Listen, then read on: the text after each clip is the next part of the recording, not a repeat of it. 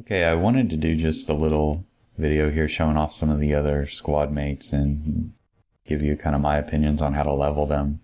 Probably didn't need to do this. In fact, I talked to Red Caesar about it and he said I didn't need to because all of the Mass Effect 2 squad mates are really just some ME3 squad mates a little bit improved. And yeah, that's pretty much the case, but I'll just go through them anyway. I guess I'm procrastinating so I don't have to do Chronos Station or Earth yet. Anyway, first up is Grunt. And as you can see, what Red was saying is pretty much true. He looks a lot like James, except he's got concussive shot instead of carnage, and that's actually pretty nice. And he's also got a whole lot more base health and shields. So, if you take a look, concussive shot, incendiary ammo, fortification, frags, and Krogan Berserker. Now, the downside of all of these guys is they come preloaded with the 3 points in each rank, which is kind of annoying. Limits your build options pretty substantially, but it's not a huge deal. You don't really need to max everything on any of the characters in this game. But if I was going to level him up, I would tend to start with concussive shot. So just like Ash and Garrus, you want to take most likely force and damage, recharge, and then amplification. The exception would be if you're running cryo ammo, you could go with shatter, but you're probably not running cryo ammo for most classes and most builds. And then incendiary ammo, you would want to go squad, obviously, if you're not running an ammo power and you're an engineer. But if you have your own incendiary or whatever, some other ammo you want to use, just go with damage. Then you want headshots and explosive burst, of course. And so, unlike James, I'm not going to put points in frag grenade here. I'll have 3 and I can use them in a pinch, but for Armax, grenades are a little less helpful. I mean, you saw me dump grenades with Ash and that was nice, but on him I have concussive shot for a detonator, and frags aren't as good for priming. In fact, they don't prime at all. So if you end up in a match with no thermal clips, you won't be picking them up and you could just be detonating with concussive shots. So it doesn't make a whole lot of sense to put more points in here. In fact, what I would do next is just go into passive. And then he's got enough durability as it is with DR and the high base shields, so I would go with damage wherever you can find it. So damage here, and then squad bonus to health and shields instead of fortification. Fortification is okay on Rex if you're at lower level and you're going through the actual Citadel DLC, but I don't tend to take it here on Grunt. And then, like I said, I don't really want to put more points in frags, so I'm just gonna go with fortification. And like on James, unless you're going to micromanage purging fortification, you don't want to take any more melee bonuses. Because to get this, you have to turn it off and purge it.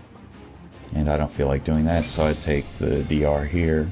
And this one, it doesn't matter a great deal, but I would take power synergy just for better incendiary ammo damage and a little more concussive shot damage.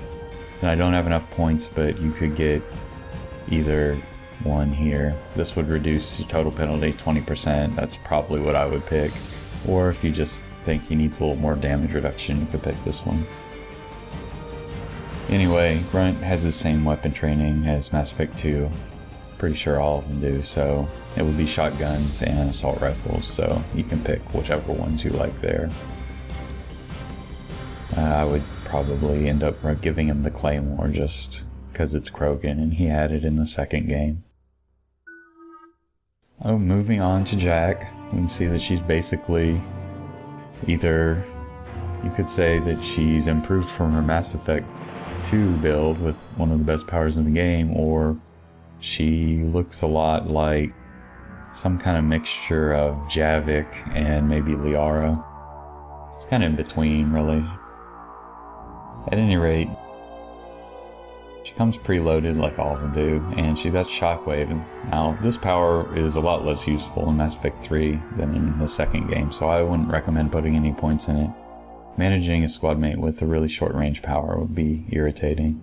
In fact, it would be nice if you just pull all the points out. And there are some ways to do that, but it's not really practical. and it's not even possible, I don't think, on PS3, so... Anyway, first thing I would get is Warp. It's kind of a bread and butter biotic power, primes and detonates. Has a detonate bonus, so we take that. Detonate, expose, pierce, just like on Liara. So, the next thing you probably want to get is Pull. And I would have gotten this on Javik if I was a biotic, for some CC and quick priming. In the event, you probably want Radius here, even though 2 meter radius isn't all that great. Pull base radius, I'm pretty sure, 0. But this is better than nothing. It helps if they dodge a little bit. And then lift damage isn't all that good. You probably want Expose. It increases damage from all sources. So take that. Then here you can either shave off a second, or what I would rather do is take double pull, just for the dual CC. And at the very least it might cause 2 targets to dodge, and so that's better than just causing 1 target to dodge. And then I would probably go into passive next. And in this case you want anything that looks like biotic bonuses, so we'll take recharge speed here.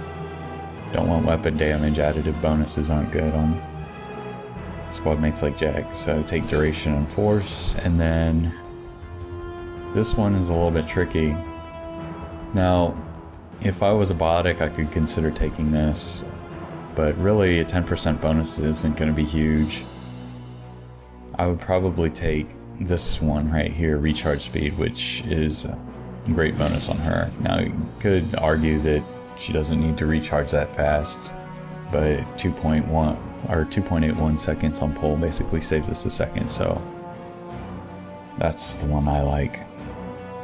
And then for the last points, just dump them in warp ammo. If you're biotic and don't have an ammo power, consider squad. Since that's not the case here, I'm going to take damage, and then you want headshots. Pretty much always want headshots for ammo powers. I explained that before, but that has actually a bonus to the headshot modifier of the gun, so it's a very good bonus. And just like in Mass Effect 2, she has pistols and shotguns, so whatever you like there. GPS is still pretty decent. Venom might be alright. Crusader is good. You don't have to worry about accuracy on squad mates with the Crusader. Or Wraith, just whatever you think, it's fine. You could also consider putting the suppressor on her with a damage or power, with a damage barrel and a power magnifier or something of the sort. And like I've probably said before, I usually don't tend to think of squad mates as weapon damage dealers, so I don't usually worry too much about that sort of thing.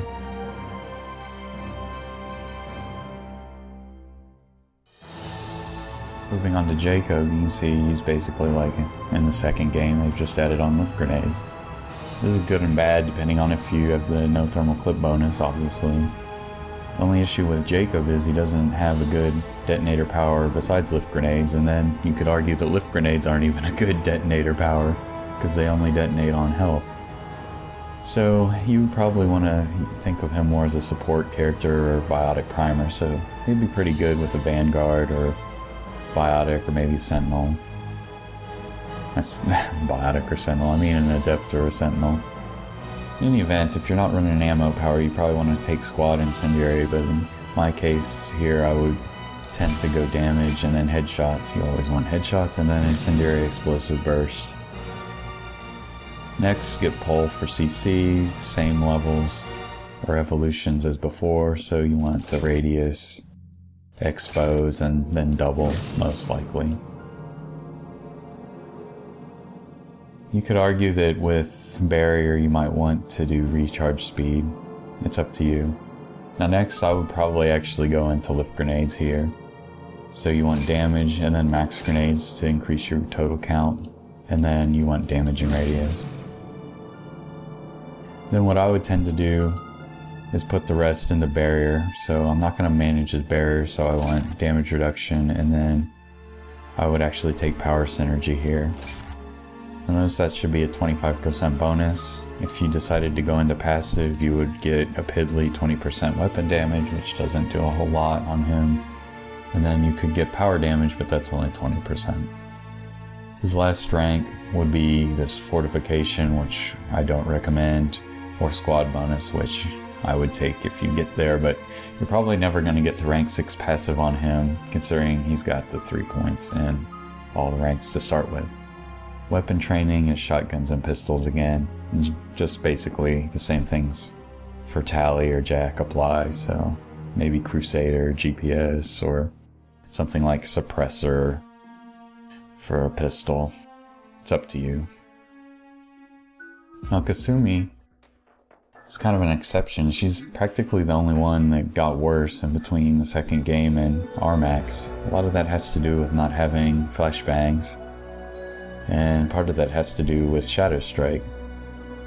And what they replaced Shadow Strike with, they decided to give her Tactical Cloak, which from a damage standpoint is nice because they gave her a special damage cloak. You can see this evolution increased damage by 40%, so it's sort of like the Asari in multiplayer, not quite.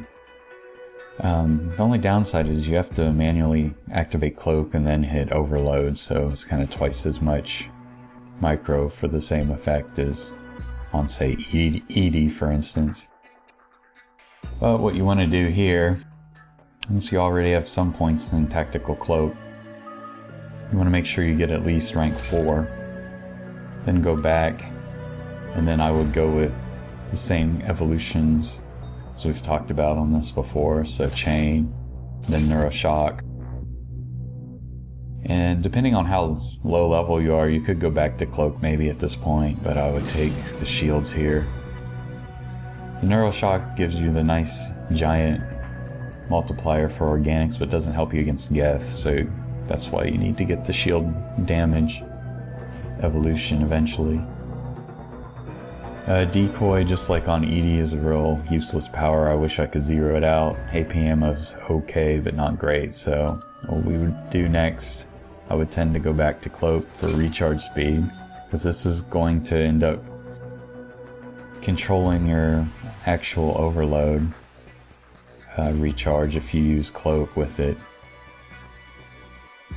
And you could either go for the huge bonus here. If you're just going to be fighting mooks mostly, it's not going to matter.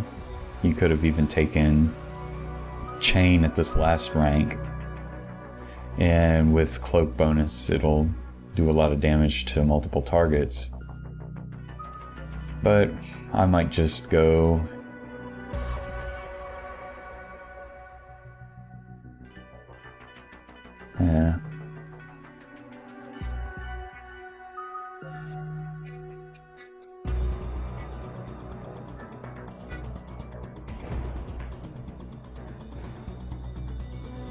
and, well, problem with leveling her, as you can see, is so I can use my 16-second Cloak with a huge damage bonus, which I don't really need on Overload for most mooks, unless I maybe took full Chain against Geth.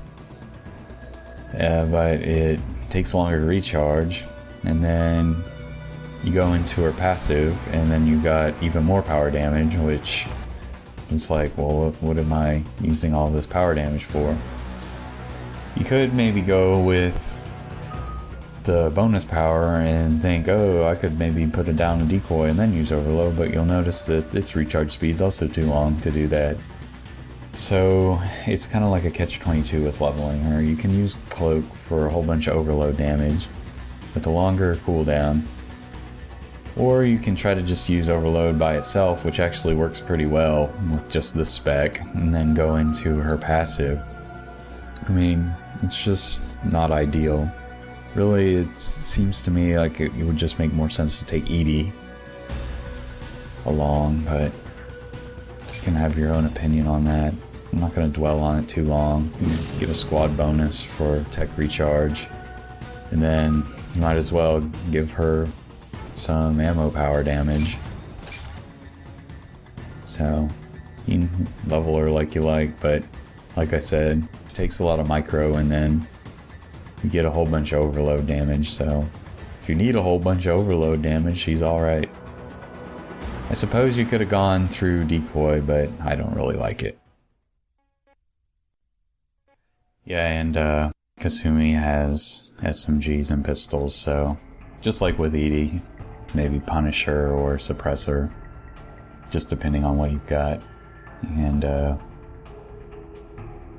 personal preference, really. So now Samara, she was pretty good in the second game, and she's still good. Reeve, warp, pull, throw. It's like one of the best biotic skill sets actually for a squad mate. Probably the series, practically. So it's gonna depend on what class you are. If you're a biotic, you probably want to go with area Reeve, and then perhaps pull. Alternatively, you could decide that you want to use her warp as a primer with expose, and then maybe use throw as a detonator. It's just going to depend a lot on your personal preference. So you can see Reeve, it's kind of like Kaden, who I don't have, so I should probably go through it on her. So what you want is the radius, one of the best powers for area priming in the game, because it has a 3-meter radius. It would be funny to do some kind of analysis on how enemies clump, but just from my eye, it seems like basically you need 3 meters to start getting multiple enemies with any kind of repeatability. So we want that. Damage reduction on squad mate you don't really need, so I would go recharge there. And for the last one, it's kind of your choice. In single player, for a squad mate, I would tend to take the barriers and armor, because I don't worry about their damage reduction quite as much. On a Drell, I like sometimes to take this, and maybe on my Justicar and multiplayer, I take this, but it just kind of depends actually on what I'm doing. In this case, I'll take barriers and armor. Now warp. It's kind of tricky to decide if you want to level it on her. If you've taken Reeve all the way up, you probably don't, because Reeve is going to end up being your primer and detonator. The difference is that warp with detonate will end up doing a lot more combo damage, because this acts as a multiplier and outside of the standard rank bonus formula for the combo damage. What I mean by that is, it's you take your rank formula and you get your number, and then it's multiplied by detonate evolution, so this would be 1.5. And then finally you get the protection multipliers. At any rate, you're going to have to balance whether or not you're going to be detonating multiple targets at once from Reeve priming versus detonating single targets. And that's going to depend on, say, if you're a Vanguard, maybe you didn't take area charge, so you might not want Reeve, you might want to use warp with detonate instead. But if I'm a Sentinel with double throw, then I probably want area Reeve if I think I can detonate 2 targets. It's just going to depend. Or if I'm fighting a lone Atlas, then it would have been nicer to have warp, because warp detonate evolution might be better against armor. It just kind of depends. In any event, something to consider after you get the full Reeve, you might want to just then go detonate and at least expose. So then when you're fighting the large targets, you can get the expose debuff on them. Then likewise, we could have gone into pull for CC, but we have a choice here. We could also do throw, which is actually a little more versatile, CC or detonate. So in this case, I would probably put the points in throw.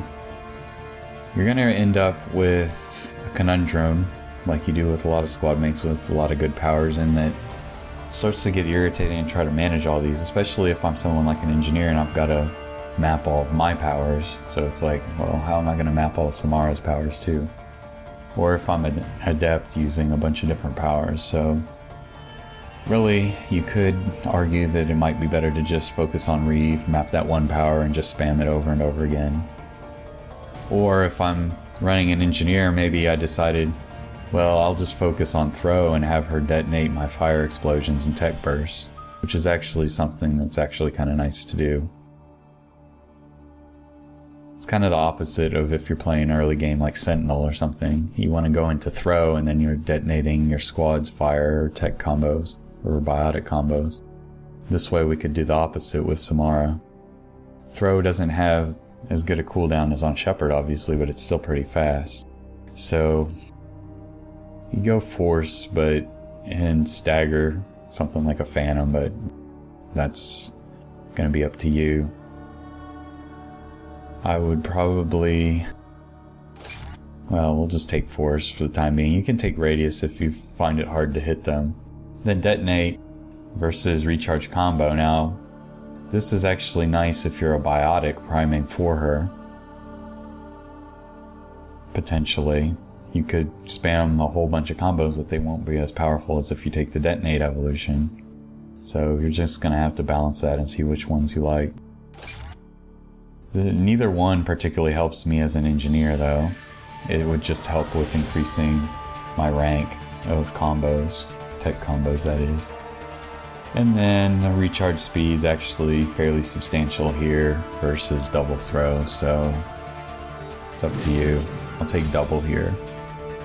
Then go into Justicar and take a look. Durability is not going to help you, but weapon damage doesn't matter a great deal with this piddly bonus. And then you probably want power damage here for better reave. And then squad bonus is probably what you want to take here. So you may or may not like this build, but I think this is okay. Really, for an engineer, it's probably better to not use reave unless you're taking a second biotic squad mate. Just invest in warp and then perhaps throw. And then what you would do is spam throw to detonate combos, and then you could use warp on the larger targets. Anyway, that's it. So her weapon training basically the same as Mass Effect 2, so get a good automatic weapon on her. But you're mainly going to be focusing on her powers.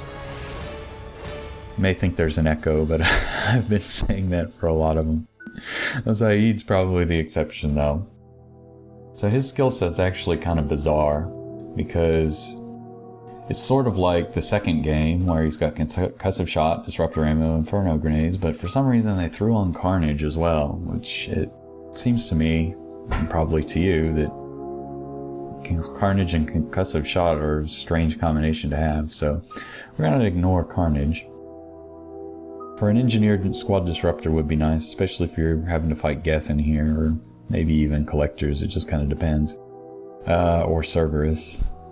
Really anybody with the stun, but I've got my power and I would pig-headedly stick to it.